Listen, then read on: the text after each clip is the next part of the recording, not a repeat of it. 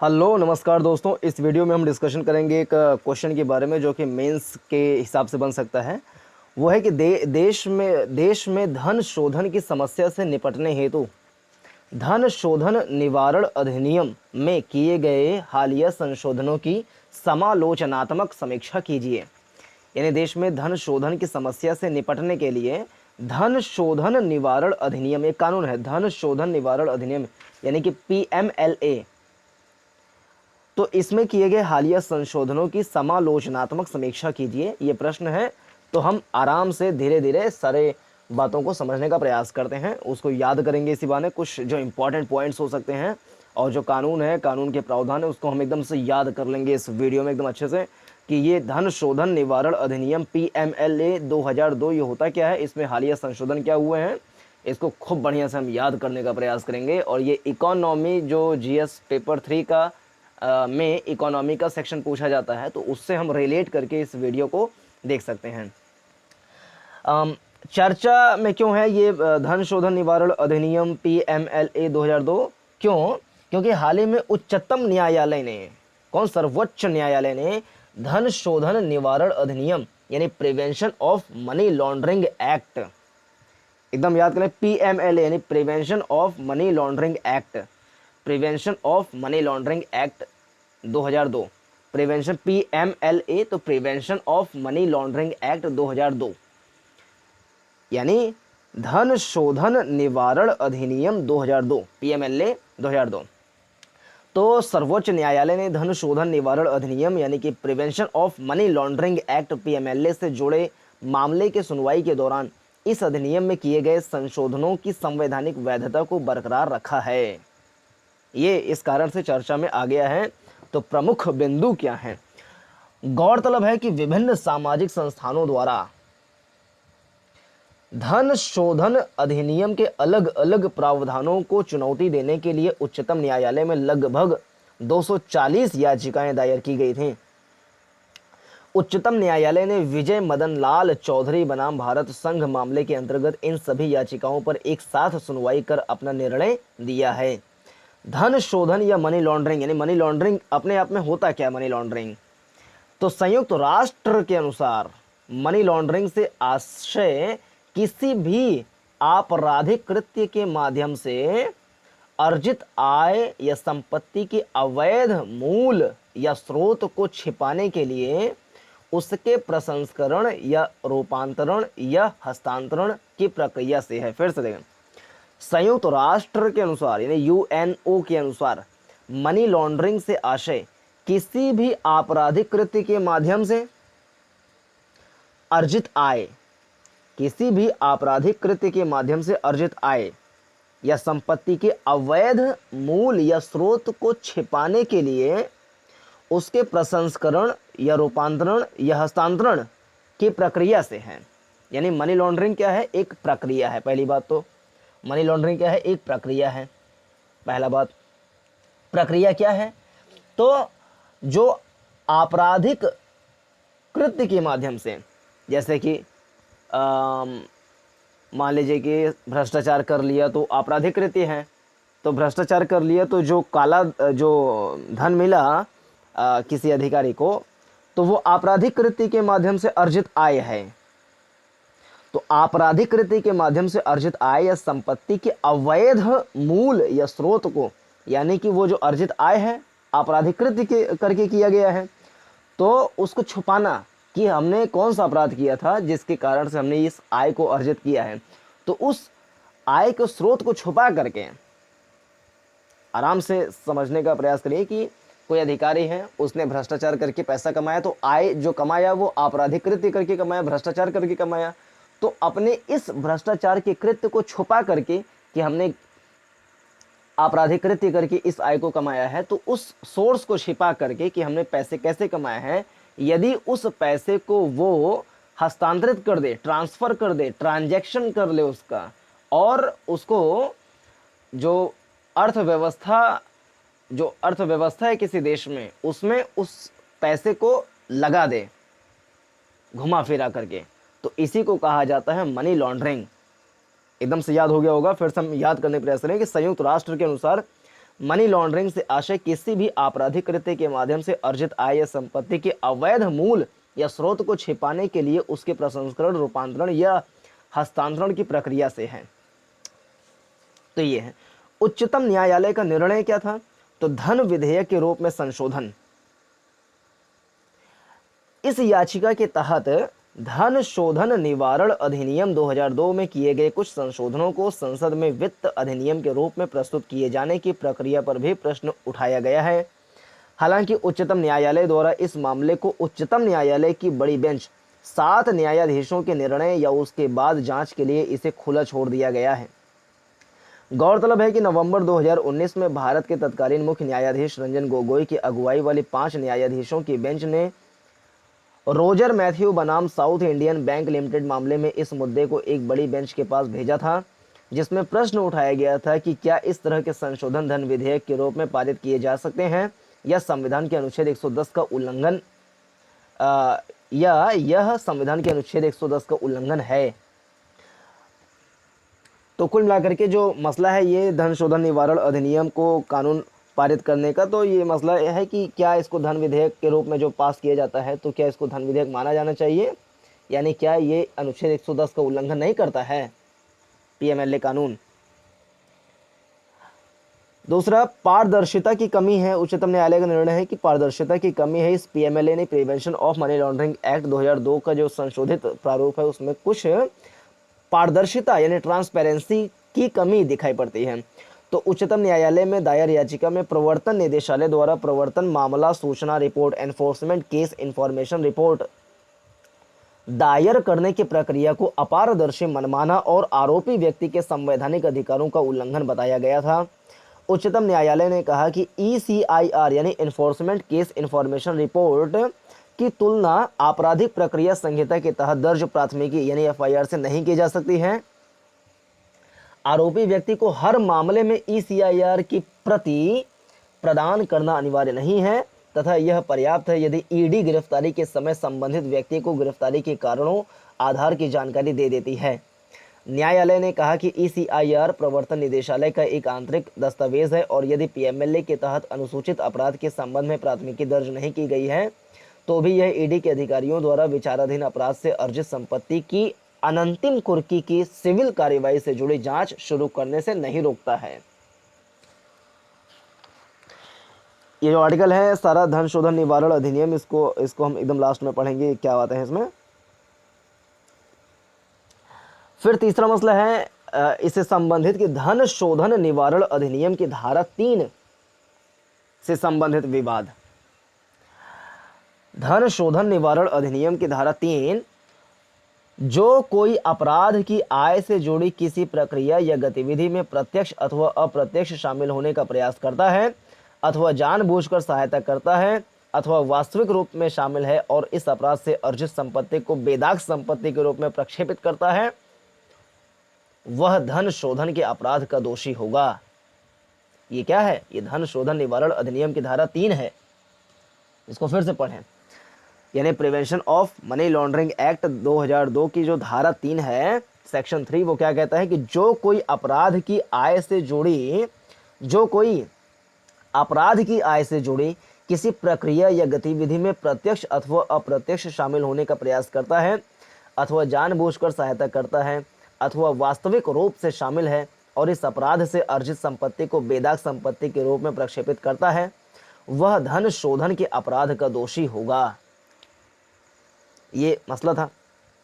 तो उच्चतम न्यायालय ने स्पष्ट किया कि धारा 3 के तहत और शब्द को या के रूप में पढ़ा जाना चाहिए।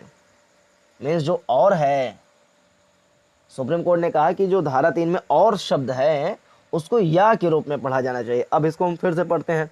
धन शोधन निवारण अधिनियम की धारा 3 क्या है कि जो कोई अपराध की आय से जुड़ी किसी प्रक्रिया या गतिविधि में प्रत्यक्ष अथवा अप्रत्यक्ष शामिल होने का प्रयास करता है अथवा जानबूझकर सहायता करता है अथवा वास्तविक रूप से शामिल है और ये जो और तो यहाँ पर या इस अपराध से अर्जित संपत्ति को बेदाग संपत्ति के रूप में प्रक्षेपित करता है, वह धन शोधन के अपराध का दोषी होगा। साथ ही उच्चतम न्यायालय ने स्पष्ट किया कि मनी लॉन्ड्रिंग का अपराध मूल अपराध अनुसूचित अपराध के माध्यम से अवैध लाभ पर निर्भर है। ऐसे में यदि किसी व्यक्ति को मूल अपराध के संबंध में आरोप मुक्त या बरी कर दिया जाता है या मामला रद्द करवा दिया जाता है तो इस पर धन शोधन का कोई मामला नहीं चलाया जा सकता है। अब पीएमएलए की धारा 5 यानी prevention of money laundering act की धारा 5 क्या है कि उच्चतम न्यायालय ने इस अधिनियम की धारा 5 के प्रावधानों को सही ठहराते हुए कहा कि इसके तहत आरोपी व्यक्ति के अधिकारों की सुरक्षा सुनिश्चित करने तथा विचाराधीन संपत्ति पर कार्यवाही करने हेतु ईडी को पर्याप्त शक्ति देने के बीच संतुलन बनाने का प्रयास किया गया है। ध्यातव्य है कि पीएमएलए की धारा 5 के अनुसार यदि ईडी के पास यह विश्वास करने का कारण है कि अपराध से अर्जित आय या संपत्ति को छुपाया, स्थानांतरित किया जा सकता है या किसी भी तरीके से निपटाया जा सकता है जिससे इस संपत्ति की जब्ती से संबंधित किसी भी कार्यवाही में बाधा उत्पन्न हो सकती है, तो धारा 5 ईडी के निदेशक या उप निदेशक को मनी लॉन्ड्रिंग में शामिल संपत्ति की जब्ती का अधिकार देती है। हालांकि ईडी को ऐसे कारणों का विवरण लिखित रूप में देना होगा जिसके आधार पर वह संपत्ति की जब्ती करना चाहती है। अगला मतलब क्या है इससे पीएमएलए से संबंधित, तो निर्दोष सिद्ध करने का दायित्व। उच्चतम न्यायालय ने पीएमएलए की धारा 24 के प्रावधानों को सही ठहराया है जिसके तहत अपने आप को बेगुनाह साबित करने का भार आरोपी व्यक्ति पर ही होगा। केंद्र सरकार ने उच्चतम न्यायालय में यह तर्क दिया कि अपराध सिद्ध होने तक बेगुनाह माने जाने का सिद्धांत एक संवैधानिक गारंटी नहीं है जी। उच्चतम न्यायालय ने स्वीकार किया कि आरोपी की बेगुनाही के सिद्धांत को एक मानव अधिकार माना जाता है, हालांकि इसे संसद या विधानमंडल द्वारा बनाए गए कानून द्वारा बाधित किया जा सकता है। वाह। पीएमएलए की धारा 50 उच्चतम न्यायालय द्वारा पीएमएलए की धारा 50 की वैधता को बरकरार रखा गया है जिसके तहत ईडी को किसी भी व्यक्ति को साक्ष्य देने के उद्देश्य से समन करने की शक्ति प्रदान की गई है।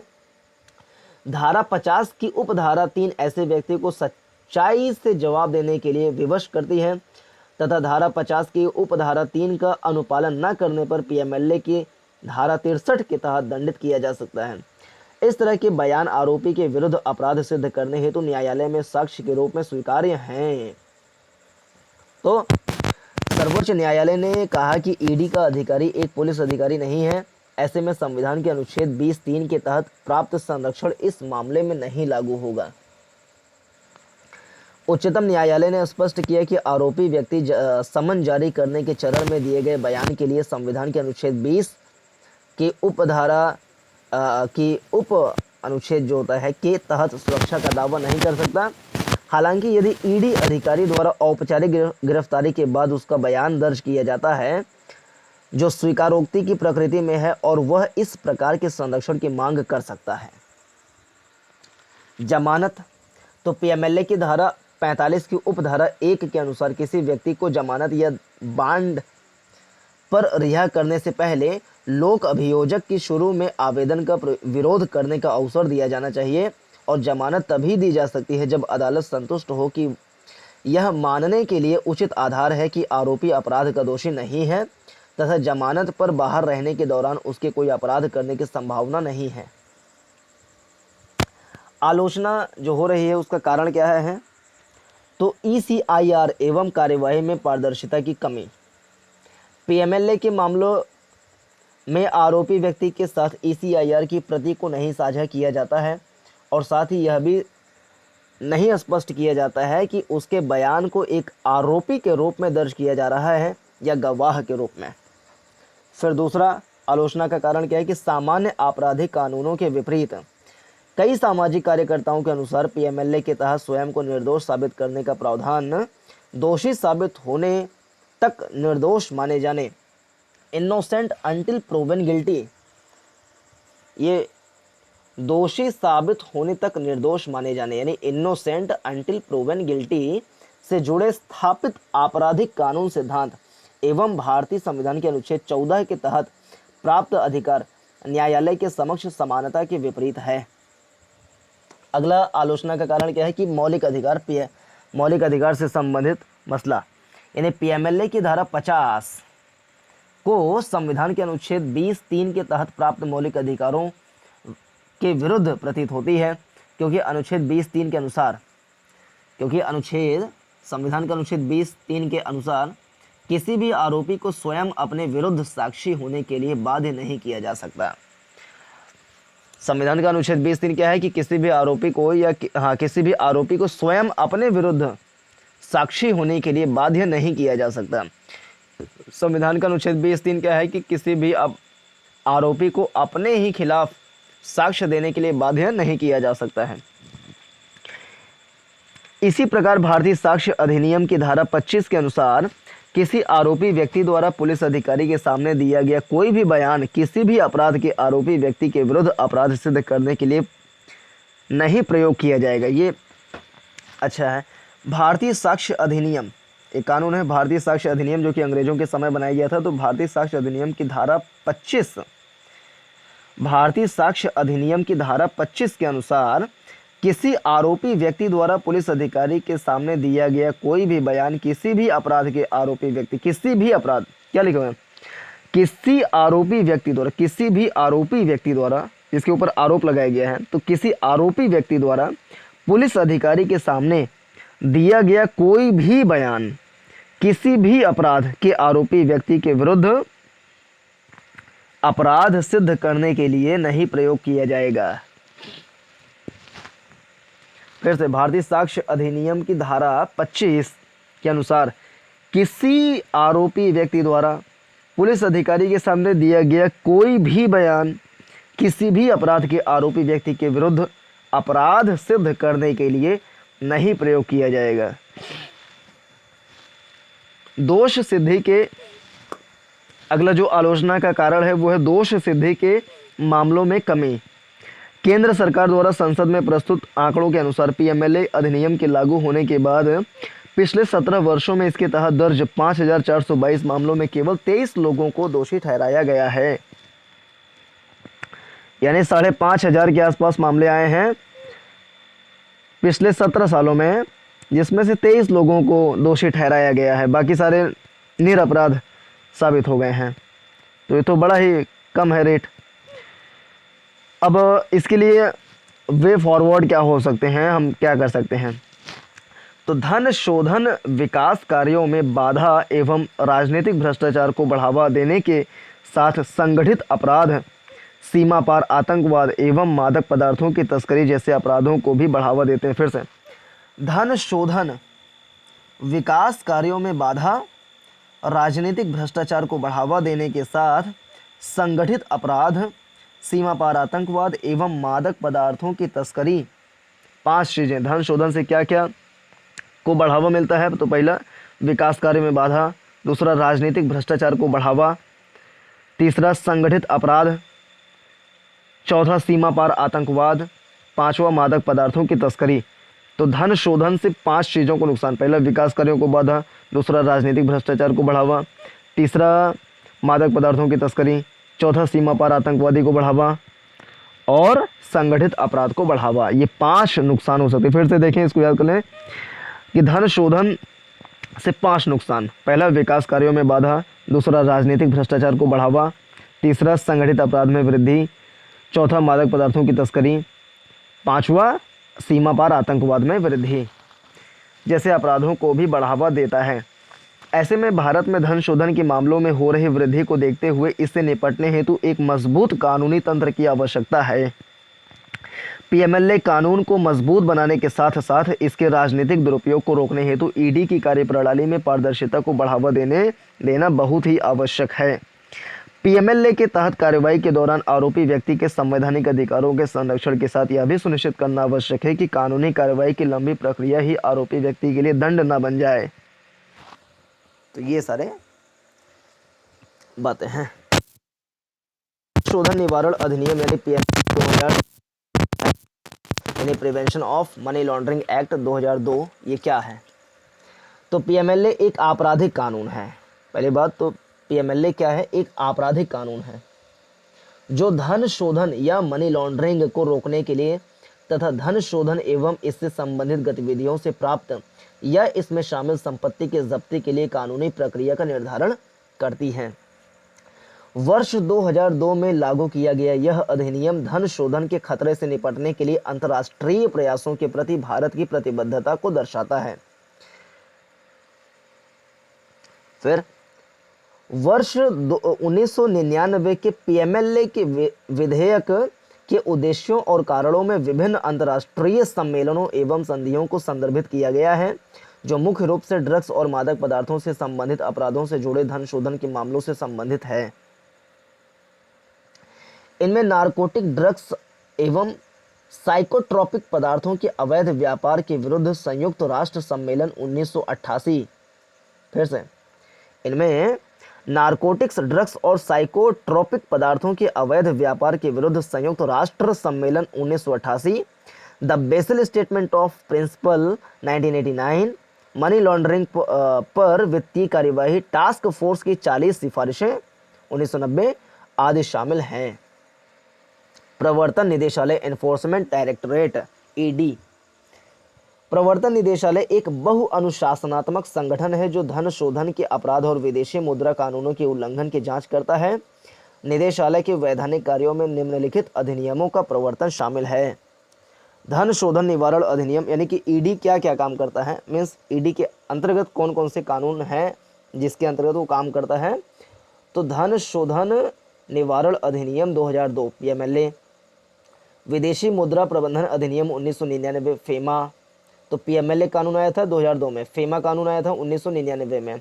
भगोड़ा आर्थिक अपराधी अधिनियम 2018 यानी कि FEOA, तो भगोड़ा आर्थिक अपराधी अधिनियम 2018।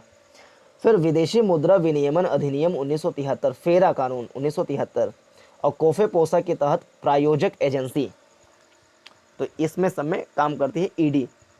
तो ईडी का 3 कम से कम याद रहे, एक पीएमएलए 2002, दूसरा फेमा 1999, तीसरा फेरा 1973।